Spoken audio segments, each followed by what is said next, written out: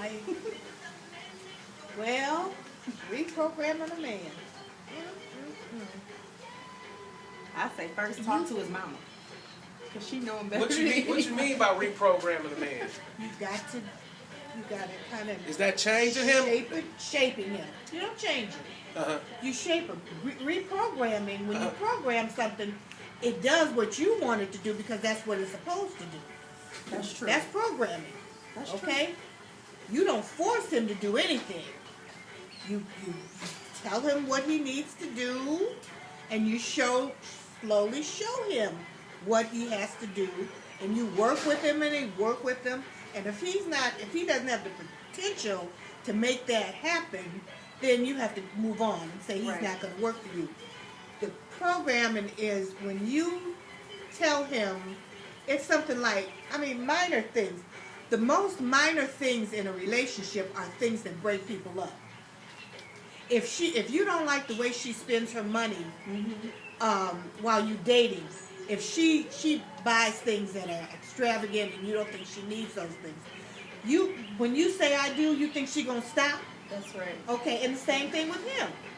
If he still feels that it's more important for him to be out there with the boys, and I'm not saying that he can't ever go out with the boys, but if he feels that if he feels being home with you is like a punishment, right, then you have to slowly reprogram him to understand the importance of being home with his family. And if he doesn't give and see that, then he can't be reprogrammed. Then he's got to figure for himself that the streets are, nobody wants to be locked up, but the importance of being home is more important than being out there with the boys all the time, So. But I think the young women nowadays, I don't know if it was like their parents on drugs or the era where women started having kids real early and they just didn't know no better. But like they don't require a lot of the young men today. Like they don't have to open their door. They don't have to bring them flowers. They don't have to buy them gifts. They don't have to do anything. And it's pretty much the men, instead of the women setting the standard for what they want, like this is what you have to do, or this is what you have to be to get me. It's more so like the women chasing the men. But you know what? I think when it comes to this man paying for your hair, your nails, and getting your pedicure and stuff like that, paying your light bill and your gas bill and stuff like that, that's something that you have to let him come to the conclusion to do. That he needs to do. Right. You can't start dating him and ask him for those things. That demasculates him. Mm-hmm. But when he comes up with this idea that, I'm going to get my baby's hair done and her nails done, that's him being a man. Right. Okay? But when you ask him for it, that demasculates him, and he doesn't like that. So he has a time taking care of that situation, doing that for you. But if you just be patient and work the situation, I can't go this way because I ain't got my hair done. Instead of telling him, I get my hair done every Saturday, and if you gonna be coming with me, you gotta get it done every Saturday. So these young girls, and because she thinks she's cute, she got a nice body, he gonna take care of that for her. He gonna do that for her. And then that's true. And then he's committed. Then the first thing, that's why these girls got 5 and 6 babies. Because that's their process of getting this man, is to get him to pay for stuff. Then they get to go having sex together. They're not doing what they're supposed to do. And next thing you know, she's pregnant. Right. And they got 9 and 10 babies, 4 and 5, 6 babies. So like in the case with my friend, like how long? What should they do then? Do you wait? You wait. How long do you wait? Until whatever. All you have is time. Until you get tired? All you have is time. Your potential is time. That's all you have is time. To figure him out and let him figure you out. That's all. And if this is what you want to deal with, it's just time. That's why you get these guys, my baby mama, all of a sudden she's a wonderful girl, I love her, she do this, and they The girl ain't even 6 months pregnant, and he can't stand her. She's so crazy. She ain't got no sense. I don't know where that bitch came with this at. Where was she before? Exactly. Hi. Where was she before? And you just coming up with this idea now? That she crazy? What are you talking about? She been crazy like that all along. And don't you see, since she got 3 other kids, right? You gonna get trapped in this same situation? Come on now, give yourself a break. Think about what you're doing. Think about, and they do it over and over and over and over again. And that's the next thing. And until this society started making these men pay for these babies, they're gonna keep on having. They think it's a joke. Right. They think it's a joke to have 4 and 5 babies not taken care of. And walk their dog, but won't take their kids to the school. That's crazy. And they really think that they have the potential to keep on having these babies and not take care of them. They don't take care of them. I said, I don't understand that. And I sit there and tell you, yeah, I got 3 sons and a daughter. Right. Brag about it. When's the last time you put some food on that table for them babies? Right. When is the last time you've been to that school to meet that child's teacher? Or to even know where the damn school is? But a lot of them, their fathers weren't around, or their mother wasn't around. And, you know, it's hard to give something that you never had. You know, like, it's hard to give love if you never had that. So I think when we meet men, or when men meet women, I don't think we really, it's like we see the signs, they're there, but we're not really paying attention, because like you said in the beginning, you know, you meet that person's representative and everything is good and everything is, you know, having fun. Like, it's easy to be compatible when you're hanging out, going to the club, drinking, going to concerts, taking trips.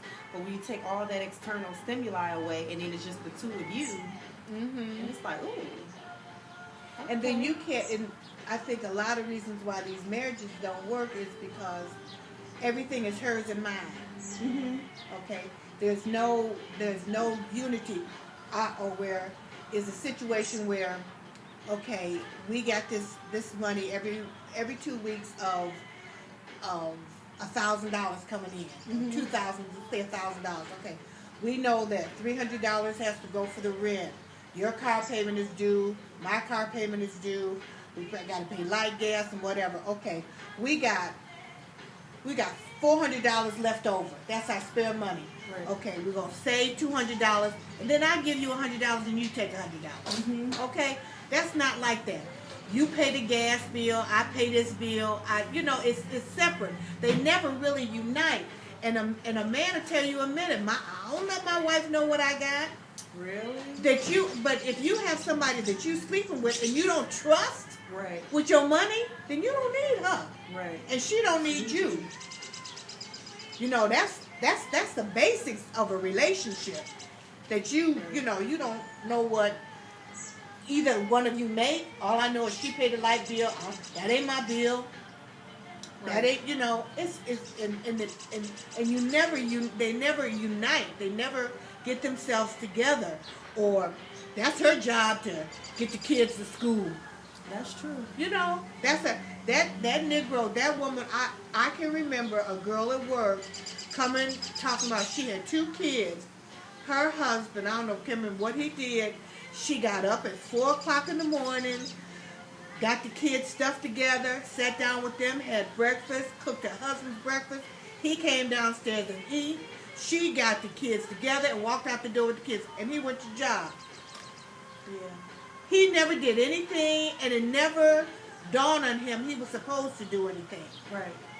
She did that all by herself. And I'm saying, what do you need him for? Exactly. You know? What do you need? You know, now he would take the kid to the baseball game, but that was his entertainment. Yeah. You know, because he would brag, my son can do this, my son. But when it came to hardcore, what he was supposed to do, he didn't do nothing for her.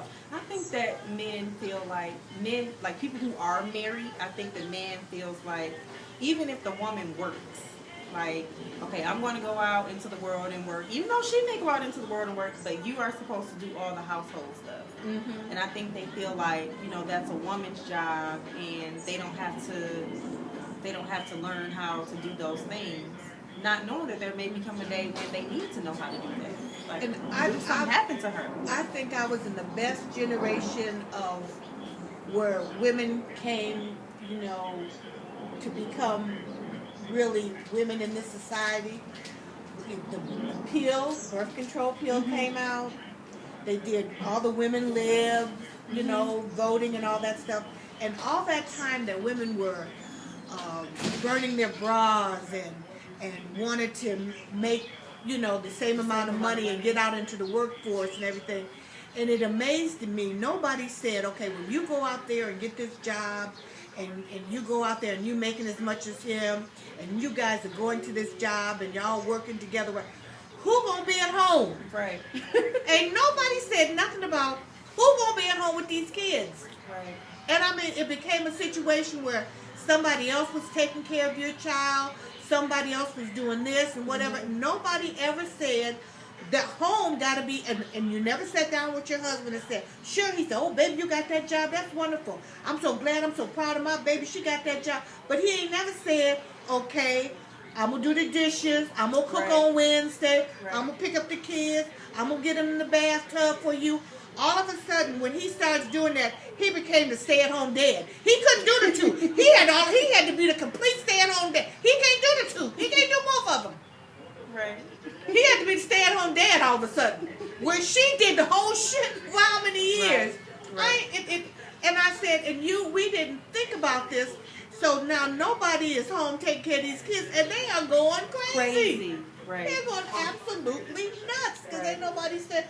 You telling him that they going down in the basement building bombs and ammunition, and because you glad that they're away from you, you sitting them in front of the television because you ain't got time to be with them. They drowning in the bathtub because you put them in the bathtub and leave because you got to go and cook the food. He not coming home. He talking about he at the office or wherever he is, but he feels it's okay to go out after work with the boys. Go to the bar. Right, go to the bar and do his little 1-2-1-2, and you there working with the kids. Your job is to take them and pick them up. Right. Y'all ain't got, come on now. Right. You ain't had a baby by yourself. Yeah, then they start leaving or not even showing up or divorce. And you know what the biggest thing I used to tell Jeff when we would have fights? And my mother used to think that was so terrible. I would tell him, when I leave, I don't want the kids. No, I ain't gonna let he can't have my son. He can't. No, you tell him you can't have him. The one girlfriend that works with, girl, he didn't want to pick up the baby from the daycare, and I had to run around. I almost lost my job trying to pick up that baby from the daycare, and I said, why didn't you leave him? At the daycare? Girl, they would have put me in jail.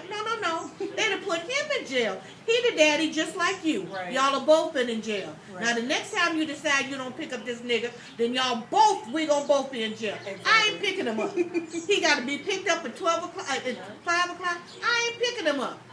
I tell you, I'm leaving. You keep these kids. I don't want them. You can take better care than I can. No, buddy. No, my mom said, you would leave your babies? Mm-hmm. Yes, I would. Mm-hmm. They'll be okay. Mm-hmm. He gonna take really good care of them. I see him on the weekends. But that changes. I mean, he changed his little tune. Mm-hmm. Oh, he can't. I'm going to fight for him. I ain't going to fight for him. Right. Don't waste your attorney money. Right. No court fees. They yours, sweetheart. Bye. Then turn around and hire you to be the nanny. Right. I'm not. And the guy comes. I'm not going to that school to pick up. Call that school. Tell that school. His father is supposed to pick him up today at 5. Okay. To make sure everybody, his teacher, mm-hmm. Can I talk to Miss So-and-so? Can I talk to the director? Mm-hmm. Can I talk to the custodian? Can I talk to all these people? He's supposed to pick up this boy at 5, okay? Now, if that nigga ain't there at 5, Right. then y'all call the police. CPS. Right, and tell them to come and get him. Because he didn't pick him up like he was supposed to. Right.